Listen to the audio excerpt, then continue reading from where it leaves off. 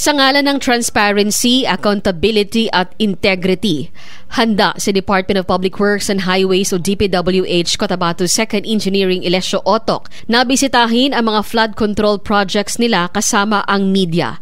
Kabilang sa mga bayan at syudad na nasa ilalim ng 2nd Engineering Office ng DPWH ang Kidapawan City, Makilala, Magpet, President Roxas, Antipas at Arakan. Una nitong nabanggit na karamihan sa kanilang flood control projects ay nasa mga bayan ng Magpet at President Roxas kung saan dumadaloy ang Cabacan River na isa sa mga malalaking water tributaries ng lalawigan. So wala na problema sir. Welcome mo sir sa pagbisita. I-schedule lang nato para ang presensya sa mga project engineer matudlo nila atong project. Inihayag kamakailan ni Engineer Otoc na 10 tig 100,000 pesos o 1 billion pesos sa kabuuan ang natanggap ng DPWH 2nd Engineering Office ng North Cotabato na flood control. Sa 10 allotted flood control projects, 4 dito ang tapos na at ongoing sa ngayon ang konstruksyon sa 6 pang natitira. Nauna na rin itong na-inspeksyon ng taga-DNR, COA at local government units pang masigurong nasusunod ang ahensya ang regulasyon sa pagtatayo ng flood control projects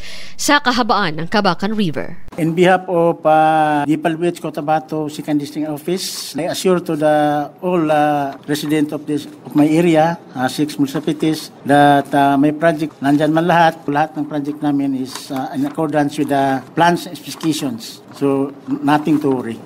Cherry May Exim Tapia, NDBC Bida Balita.